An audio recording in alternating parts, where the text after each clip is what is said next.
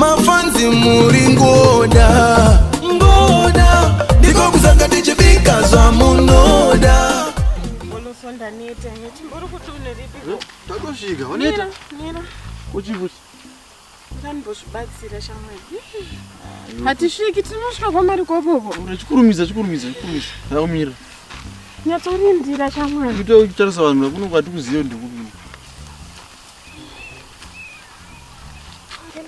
kurumidza akayo hapana ari kuuya ndatarisa vanhu ita sei tine mwana mukoma naye notsvaga ega mombe manje kutongotsvaga timbodose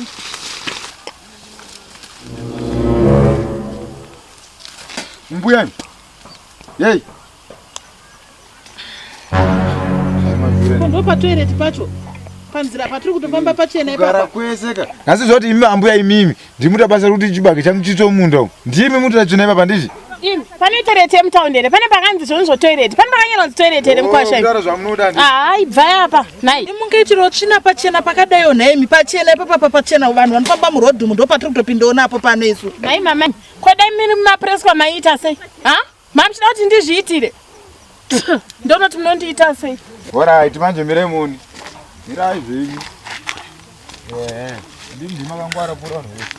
nei mukwasheni aita handenyu mukuenda kupi netsvina yangu nei mukwasha mukwidi mirai tinokurasirai folaso tsvina yangu hodhiwomo wacho mamutori mese chibva watotiratidza pawaitira imwe tsvina yako tsvina yako kuita tsvina singoruneraritsvina tirakidze sinyaro buyai kunotori nomato yatiratidze usarwadziwe naika